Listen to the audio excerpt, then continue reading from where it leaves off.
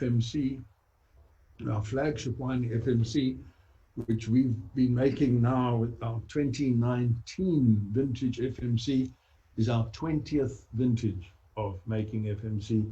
And when Martin and I made that wine, Martin's a member of the Cape Independent Winemakers Guild, and that wine went into the Guild auction, the very first vintage of that wine in 2001, I think. The vintage wine, the wine was 2000 vintage, and we sold it in 2001 on the auction. And we sold that wine on auction for 160 Rand a bottle in 2001. And that was the same price as Anthony Hamilton Russell was getting for his Chardonnay. So it was a monster price. It was huge. And I decided, well, if we're going to sell it on auction for that price, then we've got to be brave enough to take it to the market at that price. And we had a launch in Johannesburg at my restaurant. I still had a restaurant up there. My partner had a restaurant that kept Gatrell's. And Mike Fridgen said to me, you know, that's a very stiff price for Chenin Blanc. And my argument to him was, it's a good price for white wine. That's a great price for great white wine. I think that's very fair. I think I'm quite happy to pay that money for a great bottle of white wine. Why wouldn't anybody else? And I have to say that just with kind of as a product of inflation, that wine today sells at about 550 Rand a bottle retail, and we sell every bottle we make. If I could produce double, we would sell it all. We sell out of that wine. We've been out of that wine in most markets now for nearly 3 months. And we don't rush the next vintage. If we're out of stock, I'm afraid we're out of stock. It just takes that long. It's hand harvested. It's selections through the vineyard. You know, before the drought cycle started about 5 years ago, we would do 4 or 5 selections in the vineyard. And now we currently, in this kind of drought cycle, had to be a little more choosy, a little more picky. And it might require 10 selections through the vineyard. And each selection might be 3 or 4 days apart or a week apart. And all of that fruit, that whatever we pick, if it's just a barrel's worth or 2 barrels or 4 barrels, all of that gets made separately. It's all fermented in barrel in 400-liter French oak. And it's all wild yeast ferment. I mean, I love the kind of concept that everybody's jumping on, that's natural wine bandwagon. I mean, we've been using wild yeasts for 25 years. Wow. That's what we do. We didn't know you could. It's just, we've been playing this game with wild yeast and going through mallow in barrel, and yeah, we use a bit of sulfur, but it's kind of smart. It keeps the wine clean and stuff like that. We're very cautious with our sulfur levels. We keep them as low as possibly. And we use absolutely 0 sulfur prior to moving the wine for its first racking. So right through fermentation, etc., there's no sulfur on that wine.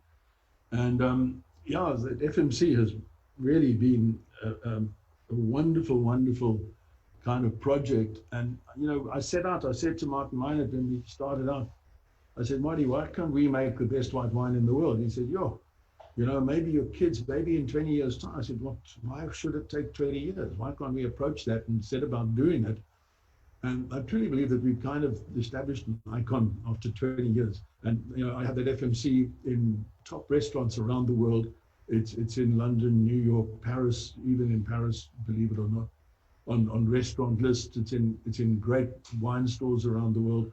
And it has a huge following. I have private clients who buy that wine. We have a client in Aspen who buys 5 cases every kind of November. And he tells me, look, don't take offense here, but this is my kind of everyday Montrachet.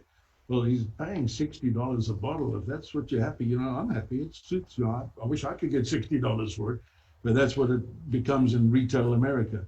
So yeah, it's been a wonderful, wonderful journey. What can I say? Well, 25 years later, and to keep myself slightly insane, we constantly have other projects building the blend for the 3rd release of the wine, no vintage. And in fact, the wine in the bottle is a blend of 5 vintages in this 3rd release.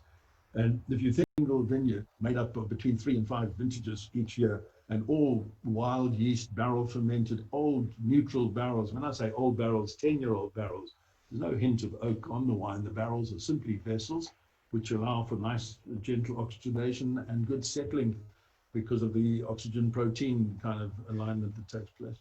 So we do that. We make a bit of Sanso. every year, just to kind of keep the staff right up to the people who sit in debtors and accounts and logistics. We make a wine each year where I say to them, what would you like to make this year? And I'll go and source the grapes. And that could be Pinot Noir, it could be Sanso, it could be, what have we made? Gewürztraminer.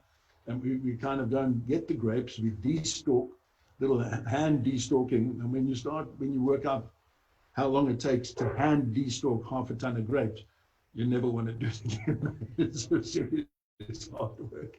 And then we'll crush the fruit and ferment it right here in the cellar, open bins or in a small tank, and then press that off with a little hand press and into barrel if it needs to go into barrel, and set it up, and that becomes a little kind of fun for the staff. That's the wine that they made each year. So we constantly have new projects and new things going on. It's wonderful. We do special wines for little groups.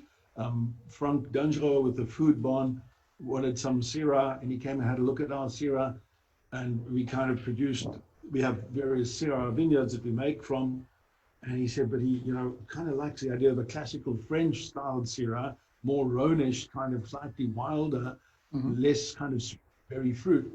So we gave him some samples of both styles, and it ended up he took both. So, we constantly kind of fiddle about and make stuff. And that's what we really love doing. I've got an assistant in the cellar, a youngster by the name of Sean Matesa. And Sean went through agricultural college here in Stellenbosch. He's been with us now for 6 years. And Sean is... About the winelands. In this show, we will be chatting to leaders, influencers, wine producers, restaurants, and other role players. Tune in every week for our latest episode. You will find us on YouTube, Facebook, Instagram TV, Spotify, Apple Podcast, and Google Podcast.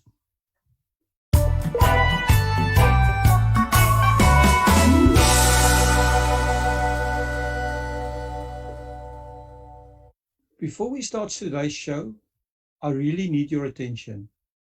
As you know, the South African wine industry is in dire straits, and this is because of the lockdown and the alcohol ban. We are urging everyone listening to support the Save SA Wine campaign. Please join our Facebook group at facebook.com/groups/Save SA Wine. And also, please share all posts on social media with the hashtag Save SA Wine.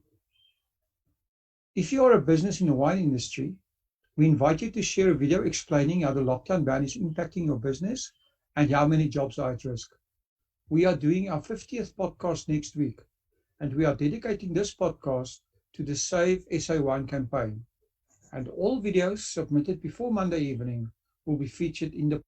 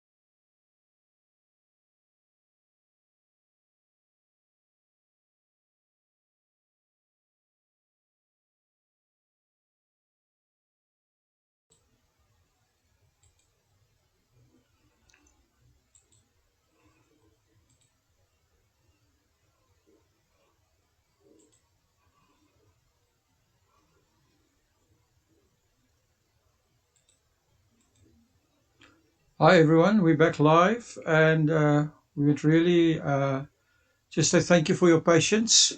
We've been in the process of setting up our YouTube stream, and we'll send you that link quickly. But our Facebook stream is back up, and we are ready here to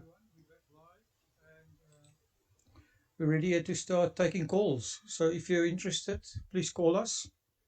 Um, we want to talk to people in the wine industry, people interested in wines, people interested to save the winelands. Please call us. We'd love to chat to you, hear your 2 cents on this whole lockdown situation, and we'd love to talk to you. Let me know. I'm right here, sitting and waiting for you to log in and talk to me.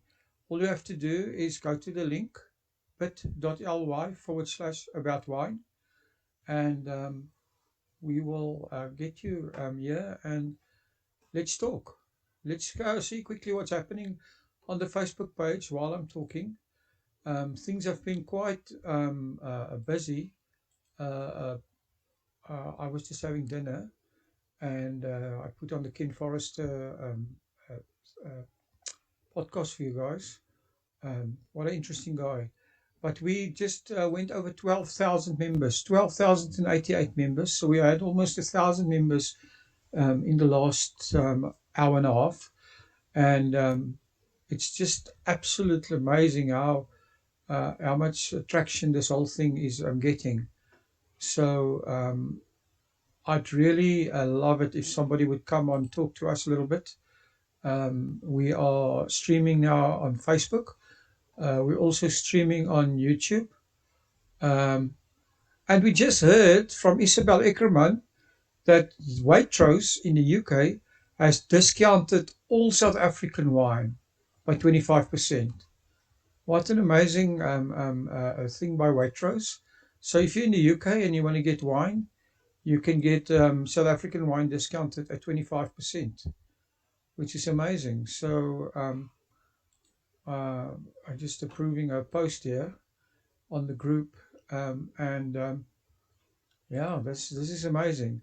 So in the UK, South African wines are definitely available, and I've heard that in Sainsbury they're running out. Maybe it's just in certain places, but definitely at Waitrose they're having a 25% discount on South African wine. So that's great news. So again, please join us here on the live stream. Come talk to me. I'm going to be up till late tonight.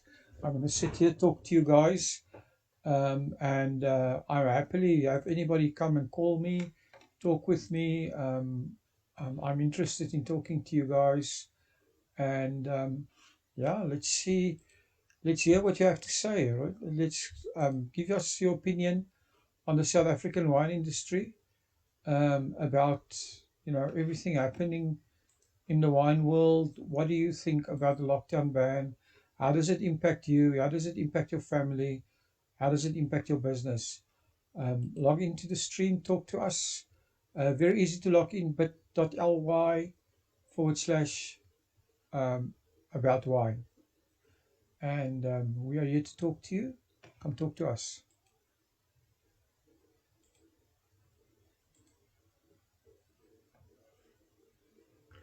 I'm just busy getting my team to send you guys that YouTube link.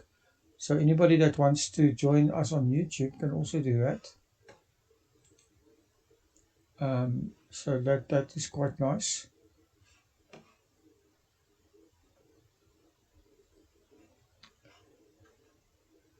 I'll have that for you guys shortly. I'll post that in the comments as well. But I want to actually go through this Facebook page and see what happened. I just had somebody come onto the screen and go out again. So if you want to talk, come on. We're busy. We definitely want to talk to you. Just log in. Come talk to us. Tell us how the industry is affecting you. I'll happily put you on and get your opinion. We'd really love to chat to you.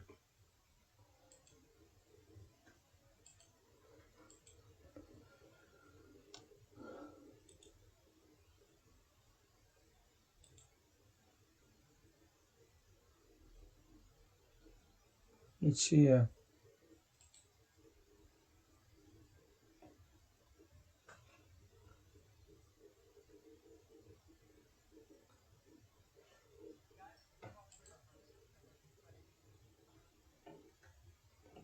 Right. Things are really hotting up here on Facebook. Can you believe it? More than 1,000 people added in the last 90 minutes. So 12,088 people have actually watched, come to our group to support us, which is absolutely amazing. Thank you to every one of those people who are supporting us. We love you. We love the support we're getting. And we appreciate the fact that you actually are sharing so much of this and your support for South African wines. The support is just absolutely phenomenal. We've just heard that in the UK, Waitrose are actually discounting South African wines by 25%, which is also amazing. I'm going to go through the Facebook stream and see what other news is on here. We're on 12,097 people now. I just want to get the Facebook page running. There we go. Yeah, we're on YouTube, running on YouTube. The YouTube link is posted there in the, our team has posted, thank you very much, has posted the YouTube link inside the description, so you guys can get it there. So you can follow us on YouTube now as well. We're streaming live on YouTube. We're streaming live on Facebook. And our support is very, very strong. So thank you very, very much. So again, Isabel Enkermans said Waitrose has discounted all SA wines by 25%. And she's just posted this also South African Shiraz. Very, very nice wine. There's somebody asking a question here. Can someone clarify how many bottles of wine is in a case? Is it 6 or 12? He said, can someone explain, asking for a friend, Kathleen. Actually, Koos du Plessis answered it quite well. He said in the 80s you could buy a box of 12 or smaller, boxes of 6. Probably not the case anymore. A case of wine now is, Charmaine Cockett said the case is 12 bottles and a pack is 6. Michelle Taylor said mostly 6. As far as I know, a case of wine is 6 bottles of wine. But anybody in the industry can correct us here, so I'd love to hear from you guys. Usually cases are now smaller cases, as far as I know, but I might be wrong. So you know, Napoleon was sent to St. Helena. He was there. He was sent there to to isolate, self-isolate. He was sent there as a after he was captured, and but now you can buy Delheim wine on St. Helena Island in the South Atlantic Ocean. Isn't that amazing? So that is absolutely amazing. So yeah, that's wonderful.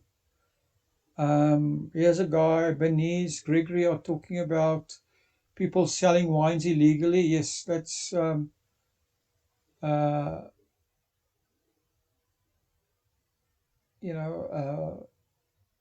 selling wine in the black market, even if you're a producer, is not a great thing to do.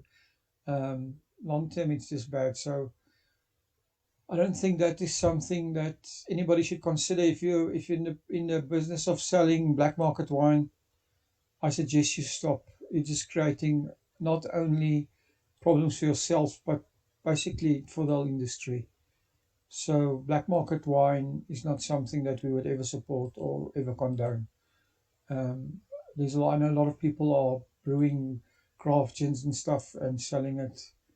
Please don't do it, guys. It's not conducive for anybody.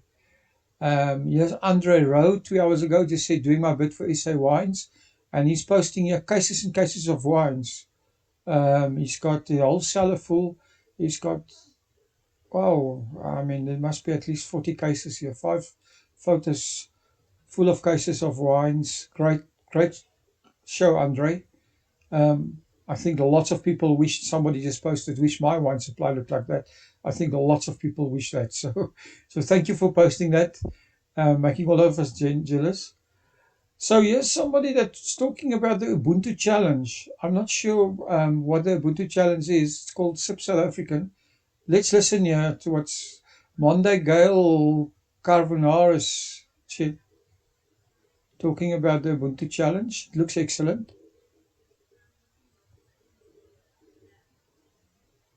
She says she wants to create something good out of the bad.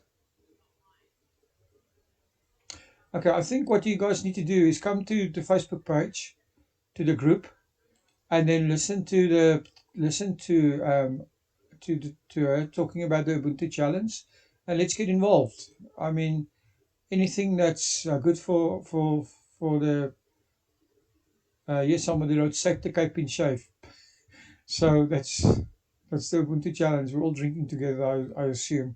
I'll listen to it a bit later and then give you guys an update. Let's go on. More posts about people's jobs at stake. Hundreds of jobs at stake at many farms. Here's some guy, Mandy Dunster Jones, said cheers from Jersey in the British Isles.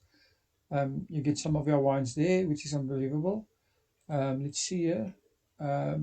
Still looking for somebody to come onto the live stream and come talk to us. Please come chat to us on the live stream. I'm going to be here till late. I'm waiting for anybody that's interested. We're streaming on YouTube as well. I'm not sure if we're going to stream on Twitch, but if the streams become popular, we'll stream on every platform we can find. So, if you want to really support us, go and use the hashtag SaveSAWine on all the platforms, especially on Twitter. If we all tweet out hashtag SAWine on SaveSAWine on Twitter, it could become something phenomenal. So thank you guys again for your support. Like I said, I'd love to talk to you guys on our live stream today. And if you have anything to say about the situation in the South African wine industry, the wine lockdown, what's happening, would love to hear your comments. And also how this is affecting you. What do you think about the lockdown? What do you think should the government do? Would love to hear your comments. I'm here. All you need to do is come, click on the link bit.ly/aboutwine. I'll allow you into the YouTube, into the meeting, and yeah, talk to us.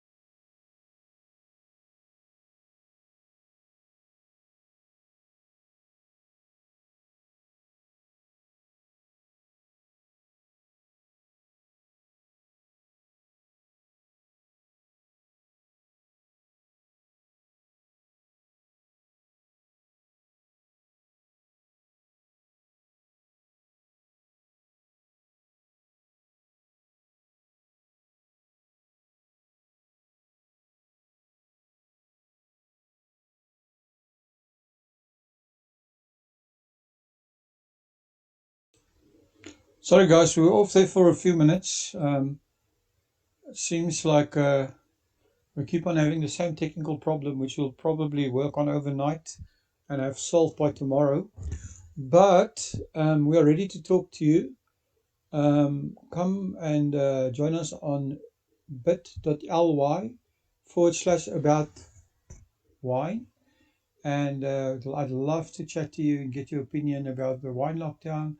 What do you think is going to happen? What do you think we need to do? Any suggestions? While I'm waiting for that, we've been going through the Facebook page a lot, but I want to also go through Instagram a bit and look at this hashtag and see what the actual wine producers are saying, because I think it's important to understand the impact of this whole lockdown, um, and how it impacts the industry. So one of the things you can do is go to Instagram, and then this is what I'm going to do now. Just type in the hashtag Save SA Wine, and you'll see there. Let me just do this quickly. Save SA Wine. This is our hashtag. It's 576 posts on this hashtag. And these are all people posting about. And the first post here is from Constantia Glenn posting. And they've been, and here's what they're posting. You may have seen these friendly faces greeting you at your gate back in the good old days, or delivering your takeaway goods from our kitchen during lockdown. Riyadh, Sisha, Kayaletu, and Fuzel are all our families they support, and they play an integral role in our Constantia Glen team. We do not want to be forced to jeopardize livelihoods because we cannot sell wine. And then they use the hashtags Job Save Lives, Save SA Wine, and Lift the Ban. And yes, guys, these people are afraid for their jobs, which is terrible. It's terrible to even think that you're going to lose your job. We also see that John Platter has got this thing, Sip for South Africa campaign. I'm not really too sure what's going on there, but I see a lot of people sharing that. So another thing to support. Here's another thing, Wines of South Africa UK. Reposted Pippa Carter's post. I spoke to Pippa earlier on your live stream, and I've seen she's been obviously very active here on Instagram, and these are definitely challenging times for everyone, but it's a call to all lovers of South African wines. Show your support as we need you with the second local ban on liquor sales since March 2020. Livelihoods are being lost, leaving our winelands, and supporting industry sector in a state of emergency. Join me in supporting hashtag SA Wine, hashtag Save My Livelihood, hashtag Save SA Wine, etc. And this was supported by Seven Springs Wine and 126 others. And thanks to Pippa Carter for actually posting this. Thanks also, Pippa, for talking to us earlier. We really enjoyed chatting to you. Then we've got Bella here, a World of Wine Belgium. They actually using our Facebook frame on Instagram, and saying the people there feel the government is causing them to slowly die. They need jobs, they need to feed their children, and they need to be able to be safe. So thanks for the guys from World of Wine Belgium for supporting us. A big shout out to them. Pick and Use Kloof, shout out to you guys.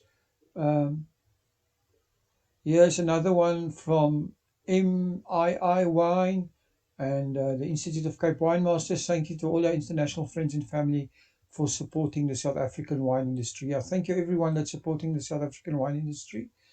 Here's another call. It's important to stay positive now, but I need a glass of wine. Here's Waterkloof Wine.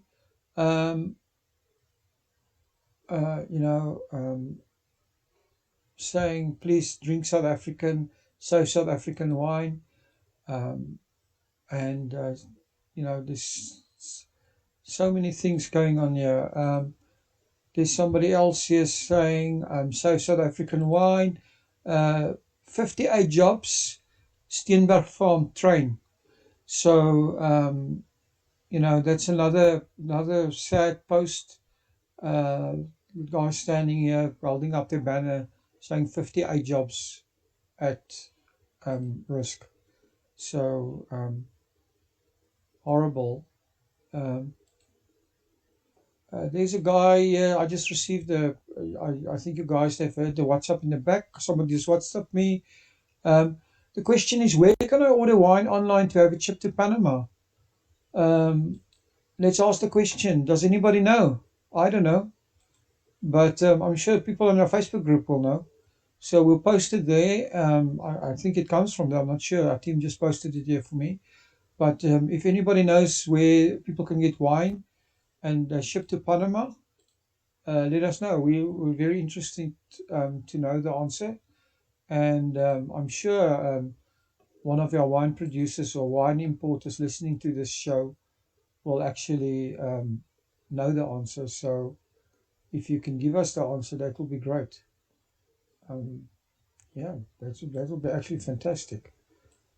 So let's just go back here. There's another message here for us.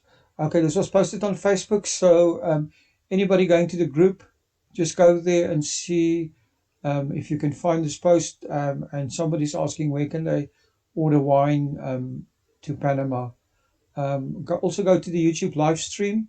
The YouTube link is here in under the Facebook live stream in the comments. You can listen to the show on YouTube if you don't want to listen to it on Facebook. And we're sure this is going to grow. So if you want to get some exposure for your wine or for your wine business, or just want to tell us what's going on, please call in and talk to us. We are here. We want to talk to you. We're going to be back tomorrow morning at 9. We're going to be here till after 10 tonight. So you still have the opportunity to catch us online. I'm not going to go anywhere now. I just want you guys to actually stay with us and talk to us. I'm going back to Instagram here to see what else I can find here from our producers and people supporting. There's Natida.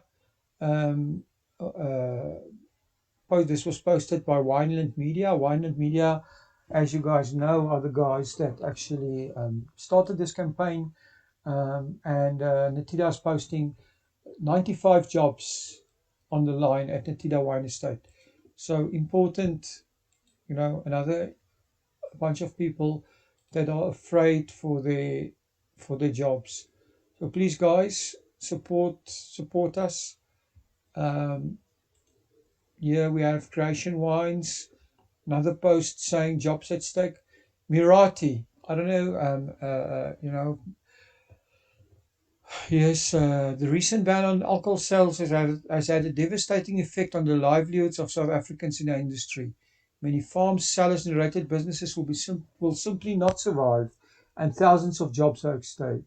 Join the hashtag #SaveSAWine campaign and show your solidarity for the industry.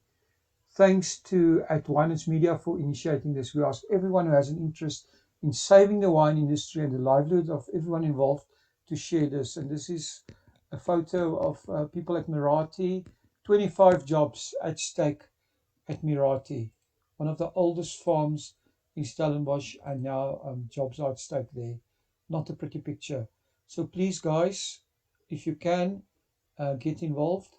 Then I'm just going to Clueless Wine Guy. Thank you for reposting our celebrity and influencer appeal. So here's what we are doing. We are appealing to celebrities and influencers to make a 2 to 5 minute video in support of the hashtag #SaveSAWine campaign. Livelihoods are at risk and we need as much exposure as possible. And the 50th About the Winelands podcast will be published next week and will be dedicated to the hashtag #SaveSAWine campaign. Please add your video to the save hashtag to the @SaveSAWine Facebook group or email us at visitthewinelands@gmail.com. So if you're a celebrity, just do it. And you can challenge any other celebrity or influencer with a tag in the comments. So that's great.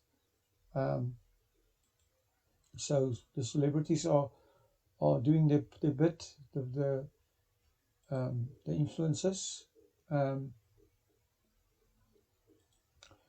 So let's see what we else are. Alfie's Drift. 234 jobs are at stake at Alfie's Drift. Guys, just stressing the importance of the fact that we need to be involved in the wine industry. We need to be looking at how we can do this. I just getting somebody to call us on the live stream here that I want to talk to. So just excuse me for a minute, the typing, but I'm trying to get some support here from one of our producers. Just waiting for him to get back to me. His name is Patrick Robertson. He's the CEO of the Fishwives Club. They've been exporting some wines to Belgium, to Oostende, and I'd love to talk to Patrick if he's got available. I'm just hearing to hear back from him. Also thank you to Highgate Wine Estate, who just sent us a video for our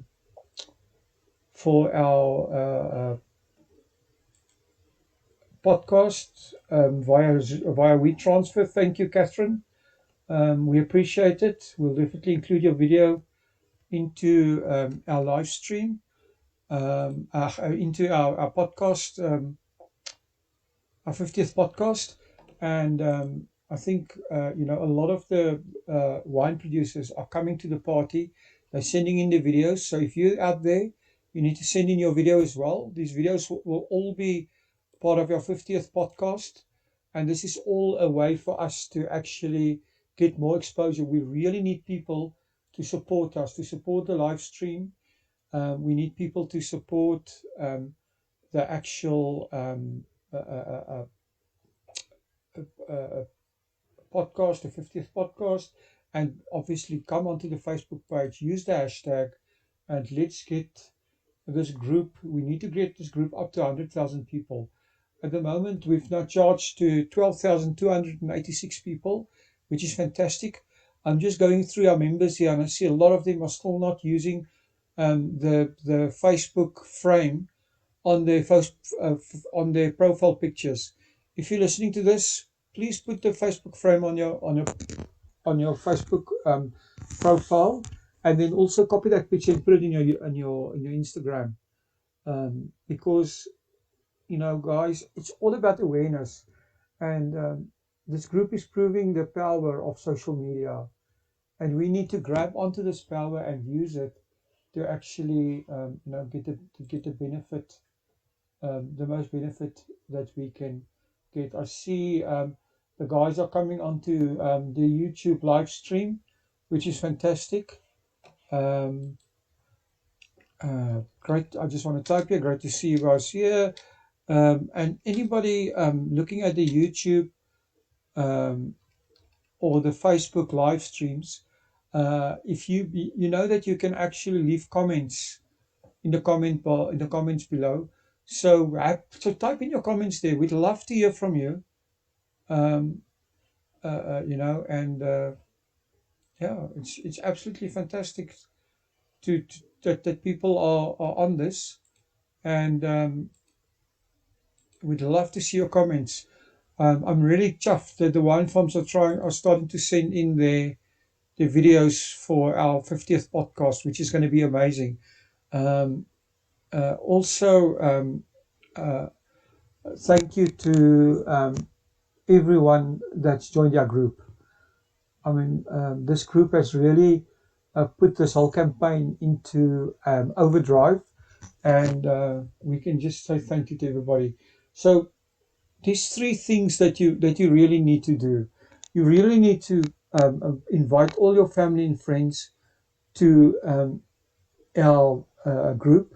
You got in the group, so you know how to do that.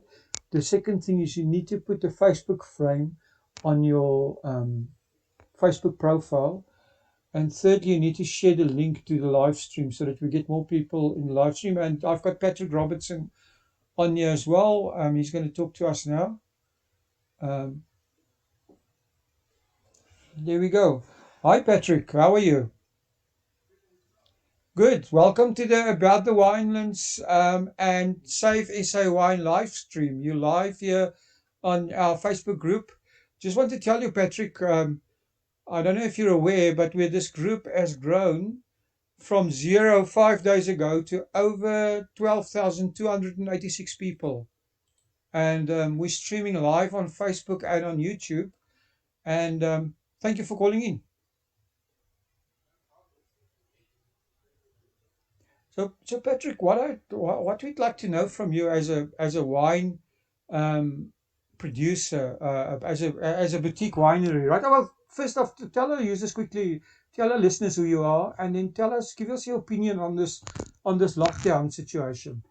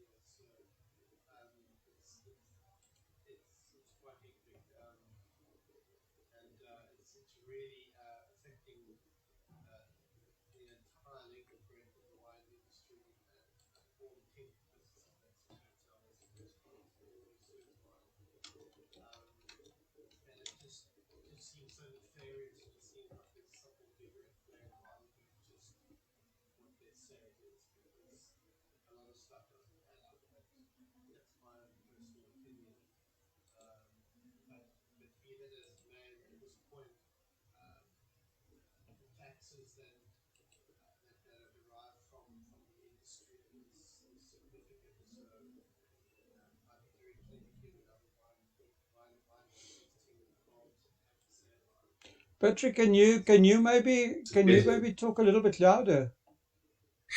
Hold on, let me see what I can do here.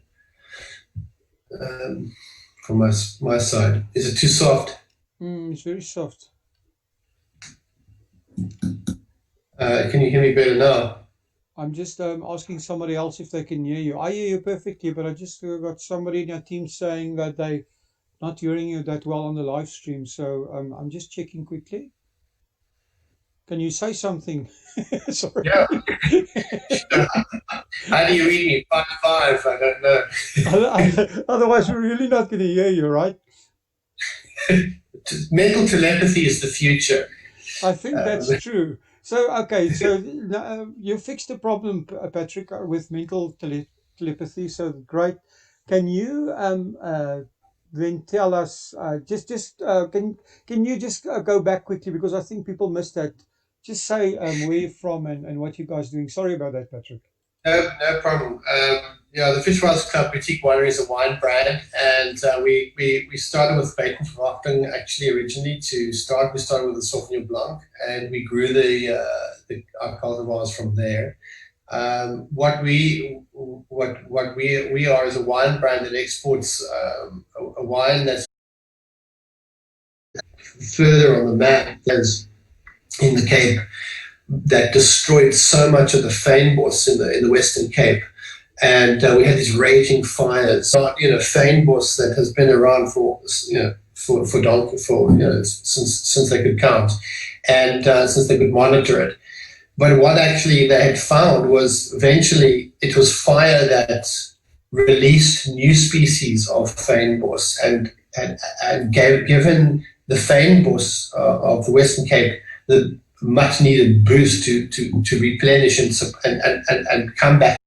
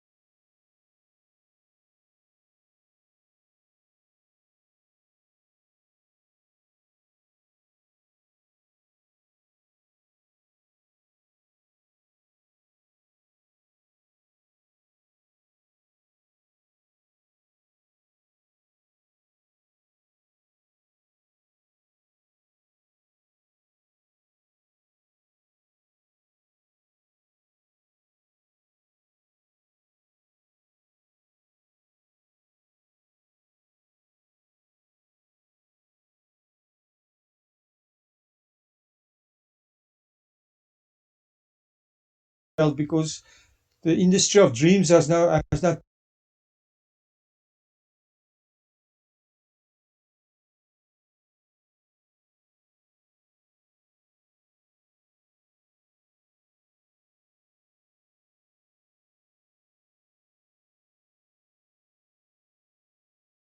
all of a sudden turned into the industry of nightmares. What would you say?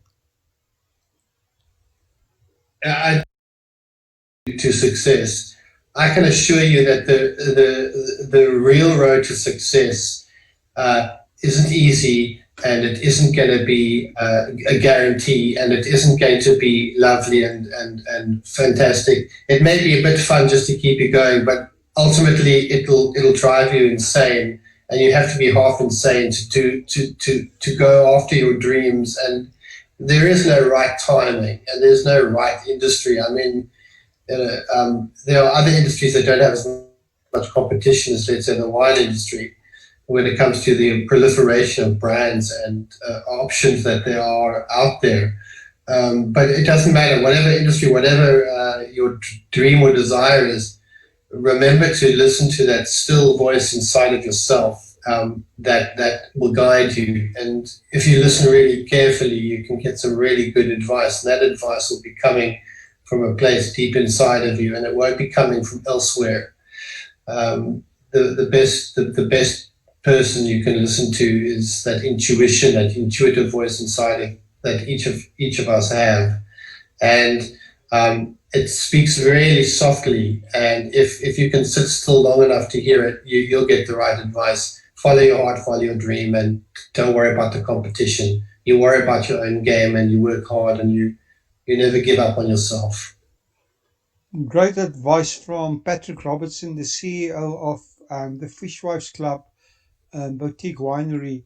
And if anybody's out there in the wine industry or just listening to us, you're sitting, we spoke to Maddie earlier. Patrick, Maddie is a South African living in Stockholm. She used to bring 40 people from Sweden on a trip at a time to come visit our winelands, and they had a multi-week tour in South Africa, and she would bring groups of these all the time to the winelands. And now she's sitting in Sweden with no income and no prospect on when this is going to start again. But actually, while she's there, still shopping around for South African wine and supporting our industry.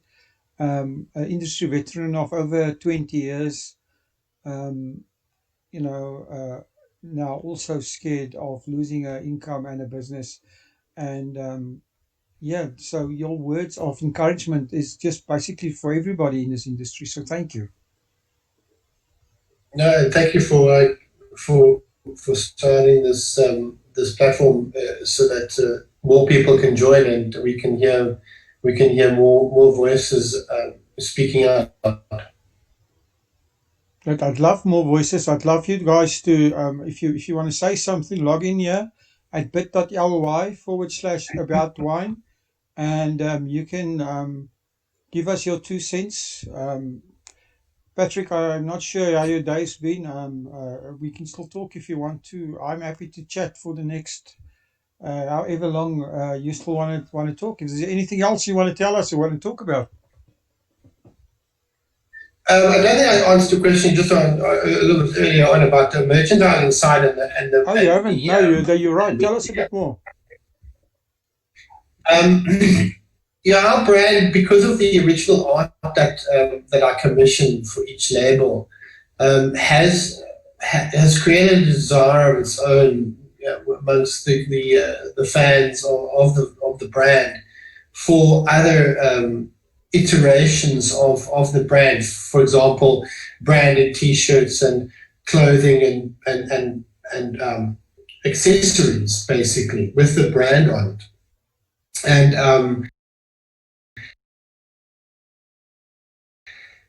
And so we've started a merchandising company to provide our buyers with consignments of these accessories that they can pass on to their buyers and their consumers who are buying the brand, enabling them to extend the brand's reach into accessories and things that are aligned with socializing and drinking wine and having lunch and that kind of thing, and anything that the brand can extend through. So that's something now that we're looking at building our brand, not just on the label, but in a lifestyle sort of format. We think that the brand has got the kind of allure and attractiveness and a beauty to be able to do that. And especially if the goods that we're supplying, the accessories are of a very high quality that match the quality of the wines, we think it'll be a success. And then the same as with the media, we want to build up our buyers' businesses by giving them exposure digitally or exposure on social media, because by supporting them, we're supporting ourselves as well. They're buying our wines, we support them, we give them as much airplay, their restaurants, their buyers, and their customers, as much exposure as we can. It just made sense to be able to do it in that way, do it in a refreshing way. I'm calling it Ubuntu capitalism. And that is by promoting your buyers and promoting their businesses and their clients' businesses, then that is another way that we can all win together, instead of looking at our margins and protecting our margins. If we look after each other, we'll be looking after our entire brand livelihood, and that ripple effect goes through many different buyers and outlets, and we're mainly available through the HoReCa market in Europe. So whether it be all the on consumption and some of the wine stores, boutique wine stores dotted around Europe, there's a big family there, and we want to support them as much as possible in social media. And that was the reason, and that is the reason behind the Fishwives Club Media channel. Is to give them as much exposure as possible. So I love this idea of Ubuntu Capital, and I'm just thinking, right?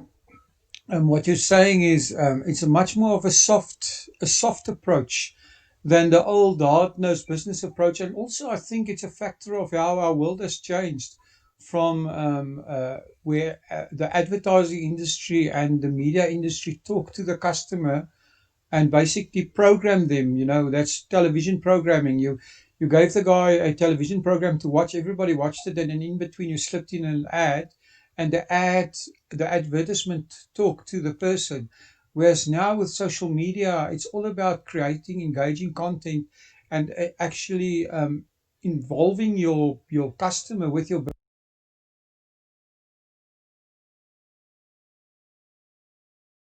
business and your business story, and also, like you say, Ubuntu capitalism, involving your whole supply chain and also your customers and your customers' customers, if you're a business to business thing. So what I'm hearing you say is that you are actually helping your buyers of your wine in Belgium and Canada and wherever to sell the wine. You're giving them the tools to market the wine for them. Yes, absolutely, and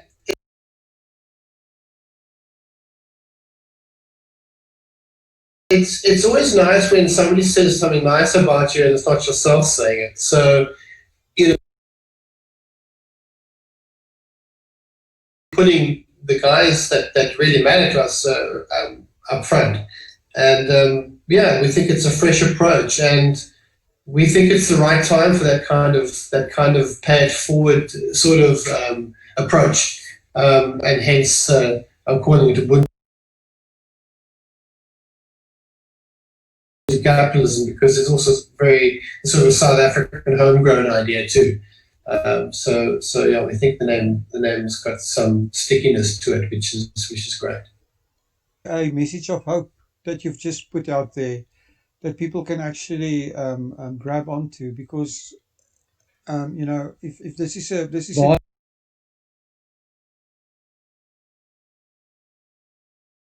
way of your wine in doing business, and basically it's something that I think anybody could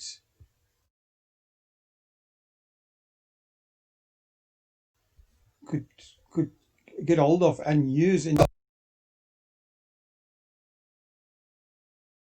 And when you look at the longer term, particularly in the one industry where you're exporting to your importers, you'll have that relationship for decades.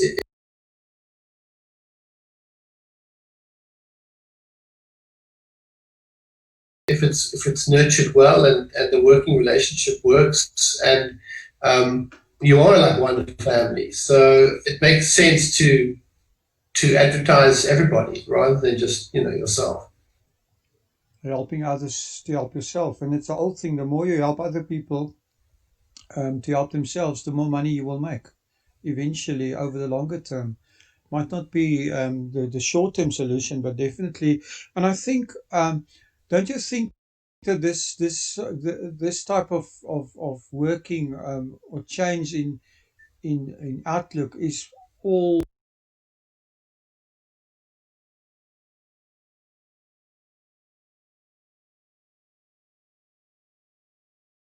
some of the good that's going to come out of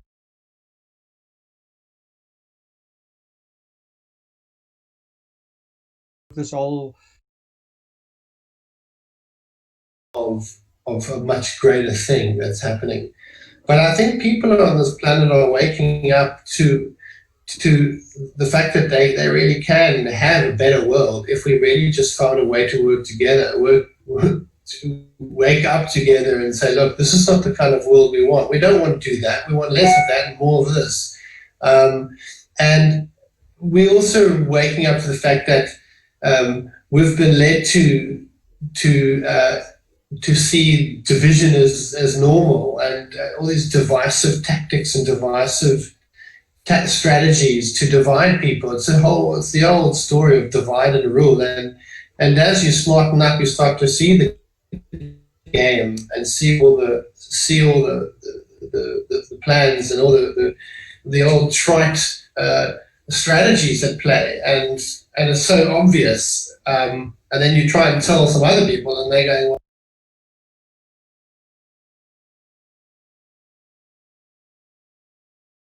well, can you prove it? And I'm going, well, when you start to see it clearly, you won't need to prove it. You'll see it for yourself. But I think we are starting to come together as a unit on this planet.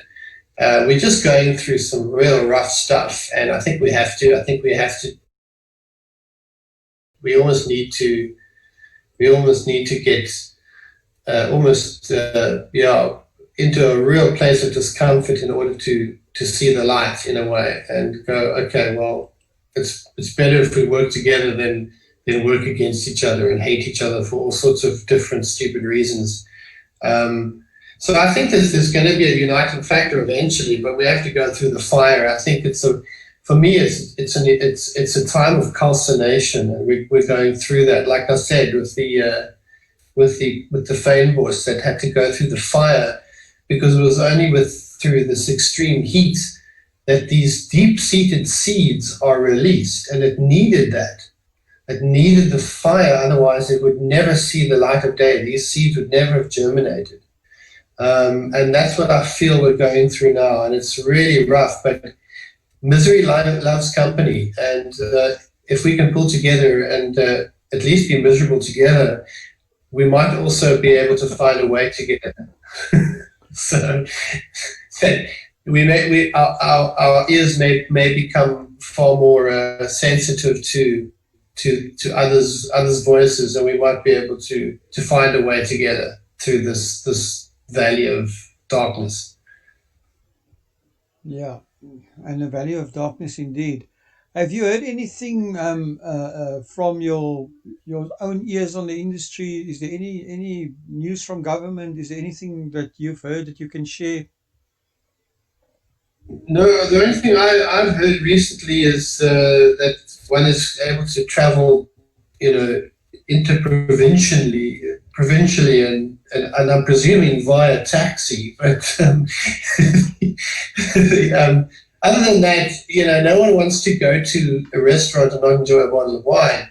I mean, I was on Camps Bay Beach the last Friday last Saturday for sunset, and normally it's buzzing. That little strip there, past along the Camps Bay strip on the beachfront, is normally buzzing if the weather's beautiful, and it was just empty. There was nobody there, hardly anyone. There's quite a few people on the beach, but that's when I realized, when people couldn't enjoy some decent wines and a nice meal together, then it wasn't worth going out. So everyone was staying home. It was really quite sad to see that it was just like almost like a ghost town. But that's when I realized the impact that the industry does actually have on one socializing. Yeah, this is true. Right? Like somebody said, you just said it. Who wants to go out to a restaurant and not have a glass of wine? But even more than that, who wants to go out to a restaurant on a wine estate and not have a glass of wine? Even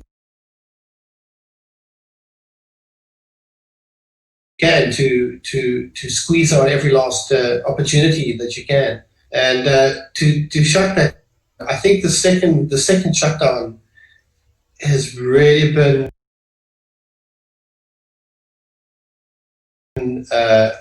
almost a bridge too far for. I think we're going to see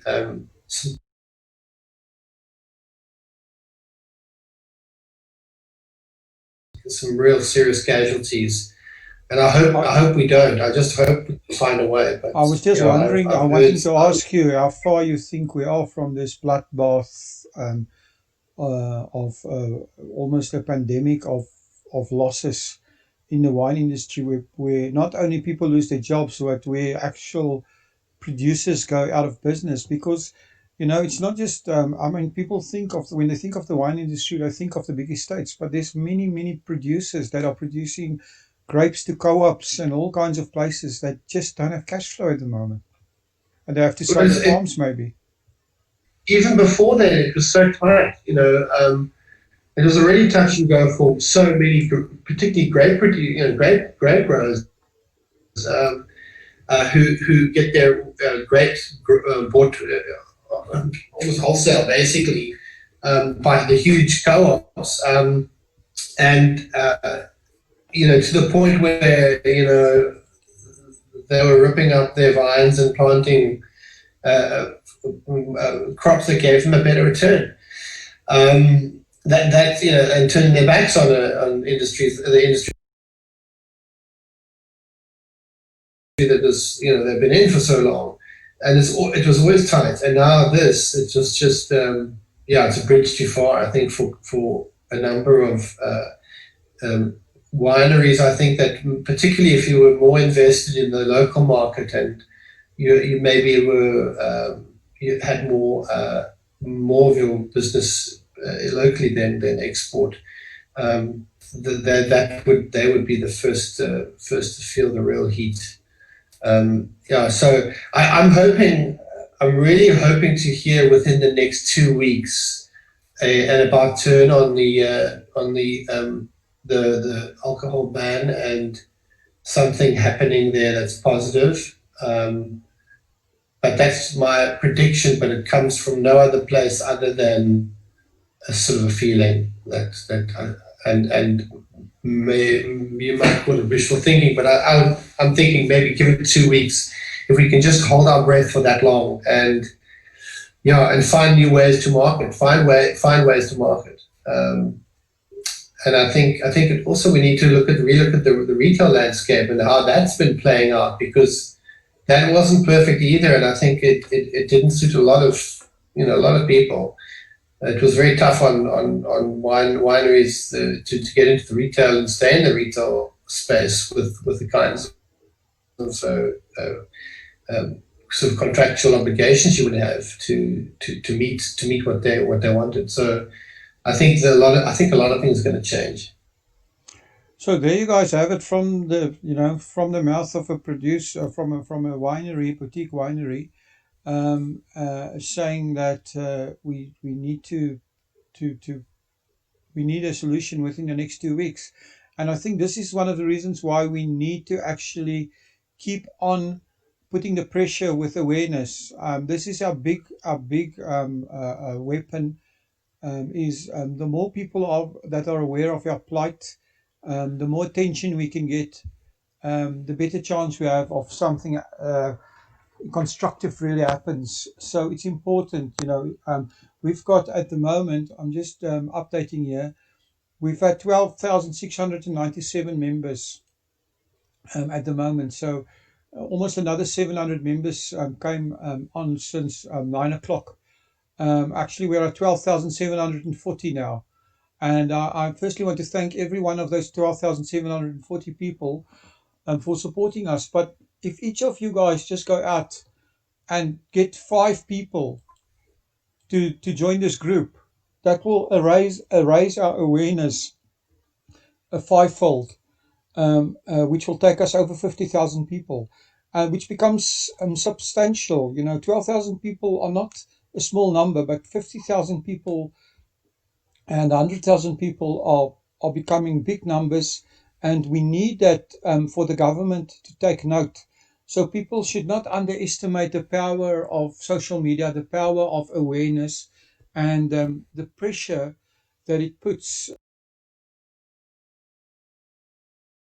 We have industry groups lobbying government and that, but it's not the same as when actual.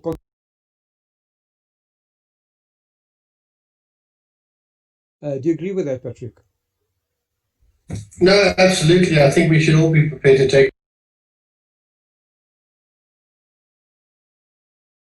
a water cannon for what we believe in. Yeah, there you go. Patrick says we need to be able to take a water cannon. So that means we've got to march at some point. But before we march, let's all just use the finger march and share every single post you can on this group. Share this live stream link. I'm going to be on this tomorrow the whole day. I'll be on it until this lockdown ban is lifted, Patrick. And if you want to call in every day, I'm happy to talk to you or any other producer, anybody else. We're going to keep the conversation going. We need serious awareness to change this industry. All this awareness about South Africa, everything we're doing is building that brand South Africa, and also every wine brand that takes part and actually do their bit. Their wines are seen, their names are seen, and people remember that over time. The best time to market, it's been proven right through from the Great Depression to the two great world wars. Brands that kept on putting their name out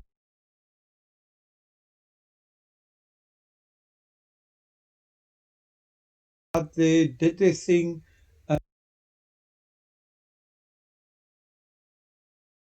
outperformed brands that didn't do it by a wide margin.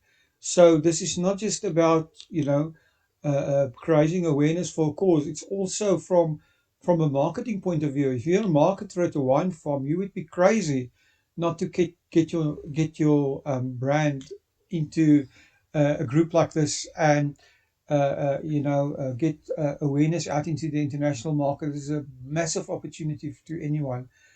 So I'm asking every wine producer, just thank you to Highgate Wines. I just saw that they sent in their video for inclusion into the podcast.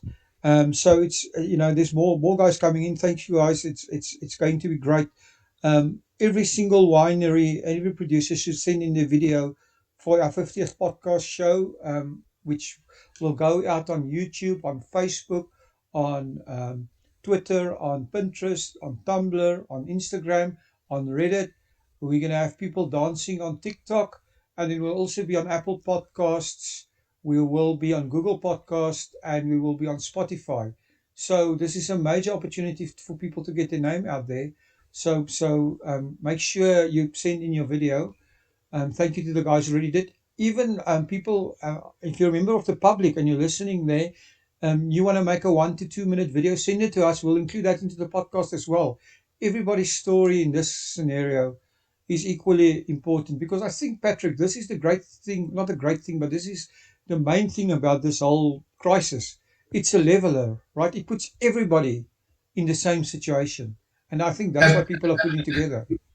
Absolutely. Well, and I just had an idea, and I thought, I wonder if this would work. You know, we need to make a statement that can get huge coverage. And I think protesting and taking to the streets and doing what we can is important, because we're staying together with all the industries that are affected.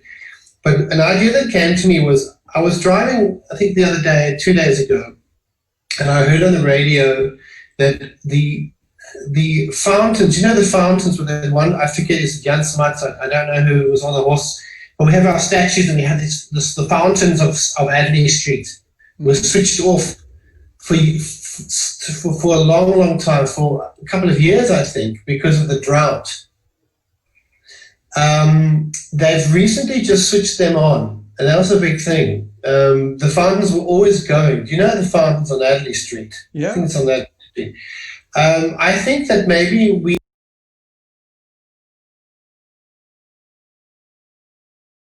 as the wine industry, should we should make that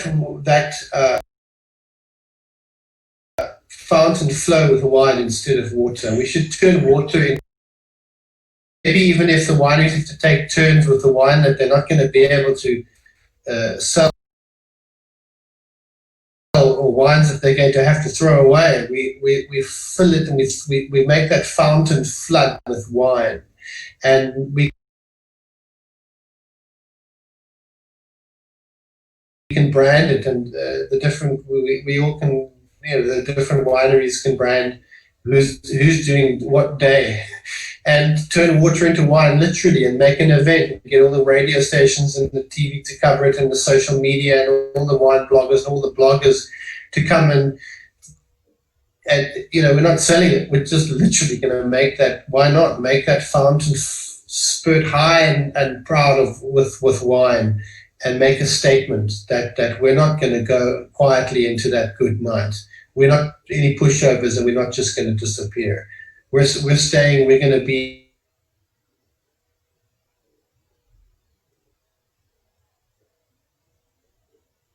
Oh, it seems on that wine note we've lost Patrick. I'm not sure if he's still there. Patrick, are you still there? I've lost sound. I see Patrick still talking, but I've lost his sound, unfortunately. He was talking about creating a free wine fountain in Adderley Street, which is the main street in Cape Town, where there's 2 fountains that were dry because of the water shortage. Patrick now wants to fill these fountains with wine.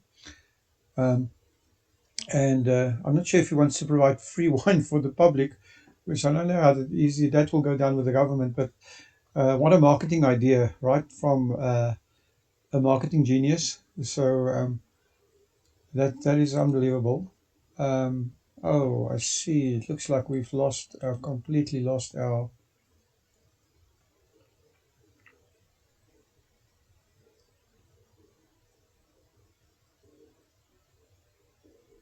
No. Patrick. Yeah, can you hear me? Yeah, sorry, I was actually locked out of the. I don't know. I think I lost my connection. But I love your idea of filling the fountains full of wine. I'm not sure how the government is going to like that, because they don't want people to drink, and you want to give away free wines in an overflowing fountain in Adderley Street, which is a brilliant. Well, we weren't allowed to march either, you know, but sometimes extraordinary times calls for extraordinary measures, and sometimes, you know, we're not advertising for people to, you know, bring the cops, they can surround it and stop people from drinking it if they want. But we want to make a statement. We're not going to do it quietly, are we? So why not do that? We turn water into wine, and we make this fountain flow with South African wine. There we're going. We're starting a new movement called hashtag Water into Wine in Cape Town. Well, let's see if that idea sticks with some farms, and let's find the guts in ourselves and do something that's going to be remarkable, something that will stand out, something that the world will notice, something that will really get the attention that we need. Well, a few years ago, in the early 2000s, there was a winery in Italy that actually created a free wine fountain. I don't know if you know this, inside the winery, where people can just rock up with a container and just open the tap, and there's free wine flowing from there all the time, like 24 hours a day. Doesn't cost anything. Yeah, amazing. But and this was a great marketing. Because they called it the first free wine fountain in the world, and people traveled all over the world to go to Italy to see this free wine fountain. So again, you can't make an omelet without breaking a few eggs, and so you've got to do something extraordinary. And doing something extraordinary requires guts, and sometimes something that requires guts means you're going to be doing something that's not going to be popular. When I say popular, it will be unpopular, meaning we might have to break some rules. But the point is, we want to make a statement. We're not burning tires, we're not destroying property, we're not killing anybody. But we should make a statement, and we should make a firm statement. So I think it's something that maybe we should put out there and see if the wine industry is keen to do something like that.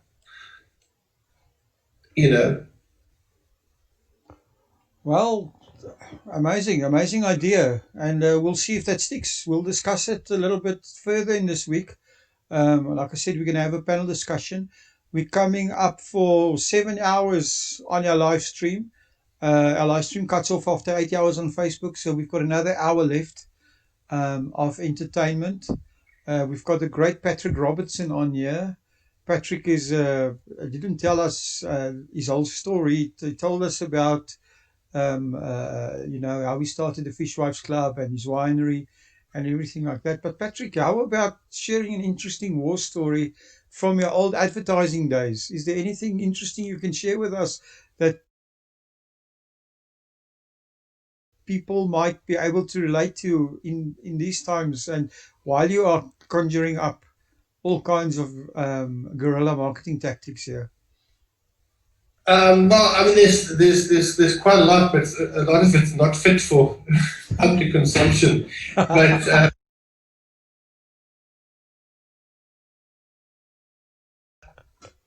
Patrick, it is after 10 at night, so I think our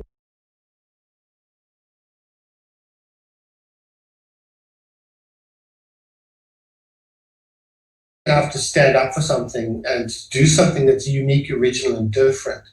That isn't afraid to ruffle feathers. Those are the brands that eventually become, giant slayers, if you will, because they are willing to do what it takes. It's the bigger, when you get as a brand really, really big, you tend to become more conservative because you've got more to lose. And so that's generally the bell curve. No, there's been plenty of crazy stuff that we all got up to as people in advertising and advertising agencies, because it was the one industry that would employ people that were basically unemployable. You have a whole bunch of creative people that need to be constantly supervised by account service people. And they're renegades mostly, and creative people are very hard to manage and very hard to keep in a straight line, and it's a bit like herding cats, and you need those wayward, I would call them cosmic geniuses, to be able to come up with the stuff that they come up with. And in order to come up with it, you've got to give creative people the leeway to do that on a continuous basis. Most industries would crush that spirit. They're too conservative and very linear. Whereas I found a home in advertising because it allowed me to come up with crazy ideas, and we were actually encouraged to do that instead of to toe the line.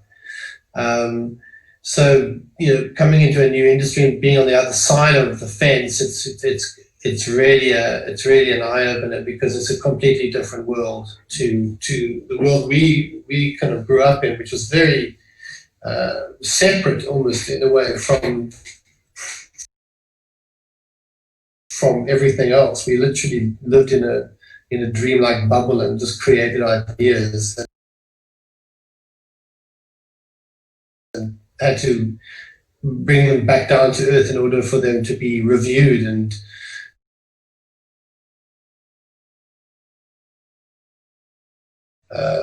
the thing with having to kind of get paid for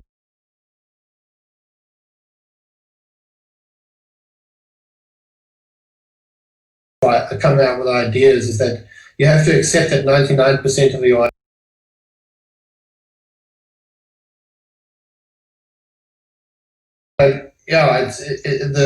the industry now that I'm sort of involved in is far different. It's a real eye opener for somebody like me.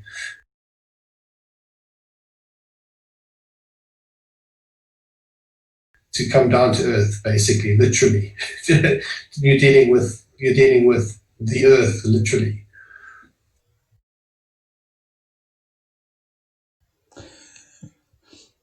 Not the sun, the moon, and the stars, right? Yeah. You're literally coming down to earth. from spending most of your time in a theta state, which is where a lot of the ideas reside. I think creative people have a license. They were born with a creative license almost, and that license gives you admittance to the cosmic library of ideas. That's how I saw it anyway, that you had a license to go and take out some ideas.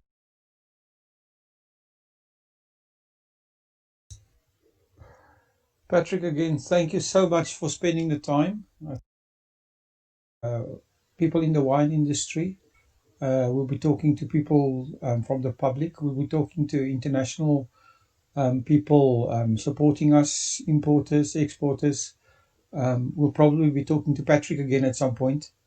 Anybody that still wants to phone, if you've want to get in a last minute phone call to us, just go to your browser and put in bit.ly /about wine, and you'll come straight through to your Zoom room, and you can talk to us immediately. So anybody out there that want to do it, we had a few gremlins earlier where people came in and we couldn't hear them, but this seems to have been fixed.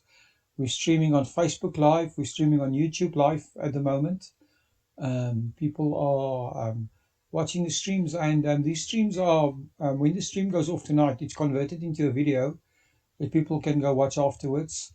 And tomorrow we start off with a brand new stream, but the Zoom the room will remain the same. Anybody can phone in. It's an open call. We're not scared about people saying that Zoom is not public or people will listen into our calls. We want the whole world to hear our call. So please listen in. Please, monitor this, because we want everybody to hear the message that South African wines are the best wines in the world. The South African wine industry is here to stay. The South African government needs to wake up and realize that if you've ever traveled anywhere in the world and you've visited other wine regions, you will know that the Cape wine route and the Cape wine tourism experience outstrips everything by a wide margin. And yeah, that's all I want to say. You know, it's thank you, Patrick, again for being here. Thanks, Will. Thank you very much for bearing with me and my long-winded responses. Well, this is your opportunity to be long-winded, right? We're going to be on here for hours every day, and I'm going to be on here, Patrick, every single day until this lockdown ends. That's a great goal to have, and yeah, it's a real sit-in, isn't it? It's yeah. I mean, I'm doing a personal sit-in without wine. Can you believe it? I'm talking to every wine producer in South Africa, and I don't have a glass of wine. Well, how sad is that?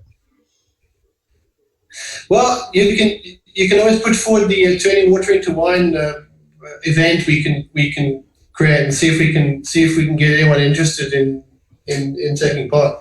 We'll definitely talk about that. We'll have a panel discussion later in this week. And I'm looking forward to talking to you again, Patrick. It's been a pleasure, and thanks for spending all this time. I know you didn't expect to talk this long. I know you've been busy with a few things, so thank you very much. Thanks, Will. Thanks very much. Okay. All right, Patrick. Ciao, ciao. Cheerio.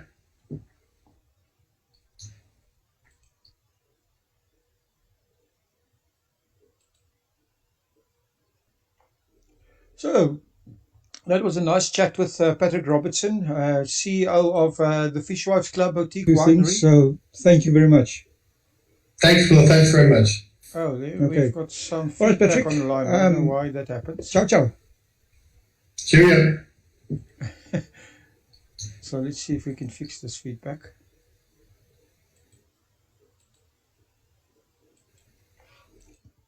All right. So that was Patrick Robertson from the Fishwives Club Boutique Winery coming and joining us here on the live stream. Thank you so much again, Patrick, if you can hear this. If there's anybody else that want to talk to us, I'm going to take a short I'm actually going to take a 10-minute break. I was told earlier that I need to say a coffee break by the political correctness police. I'm more inclined to say I wanted to go and pee, but anyway, I'll call it a coffee break or tea break. But also need to rest my voice a bit. Patrick helped out a lot because I didn't have to just listen to my own voice for the last almost 2 hours.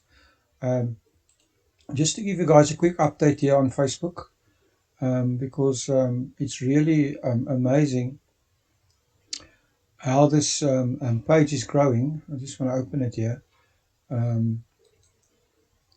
Just hold on here, let me check here, because I'm thinking we're almost knocking onto 13,000 subscribers, which is amazing because 3 days ago we were on 2,000.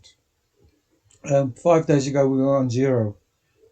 This is the power of people working together, the power of social media, which, as you can see, it's not just people posting photos in bikinis on Instagram. It's actually using social media platforms for engagement, talking to people, and really engaging our audience towards a common goal. And our common goal here is to save the South African wine industry, which is something that we really, really desperately need to do. We have 12,841 people now on your live stream, on your Facebook group, and our goal is to up that to 100,000 people in the next couple of days. We've been growing exponentially, and we want to grow this even more. The wine farms have started to send in their videos for the live stream, for the podcast that's coming out on Wednesday. So anybody else there that needs to still send in their video of support, please send that in. You need to make a 2 to 5 minute video telling us the impact of the alcohol ban on your life, on your business, and we'd really love to hear from you. We want to hear your story. and it would be wonderful if you could share that with us. Um, um, I think everything said and done, we've had a great day. We've had a great live stream so far. It's not over yet. It's our first live stream ever, and we will just grow in leaps and bounds from here. Um, and what we're going to do is, like I said, we're streaming on YouTube as well. So you'll be able to find this live stream on our YouTube channel. It's just, we're going to appeal to everybody to share this stuff and get it out to as many people as you can. We really need to take this whole awareness campaign through the stratosphere and get the awareness out there. Thanks again to all our international partners sharing everything. There's a lot of stuff happening on Facebook. When I get back, I'm going to go through the Facebook page quickly, just as a roundup, to see what has happened. I'm going to take a quick 10-minute break, and then I'll do the last patch. We should be ending by about 11, and then we'll be back tomorrow morning at 9. And we'll be streaming here on Facebook in the group. We'll be streaming on YouTube, on our YouTube channel. And if you still want to phone in tonight, you're welcome. We had quite a few interesting speakers today. And Patrick really entertained us with his perspective, and also informed us. And it was quite inspirational to me as well, because even though this is not a good situation, I love how people are still positive. And, I've found so much inspiration from my podcast talk with Ken Forrester. And I really do tell you guys to listen to that podcast. I'll probably play it again after the live stream ends, so that people can listen to it. I'll just keep on streaming that until the stream goes off. But inspirational person, and I'll be back in about 10 minutes.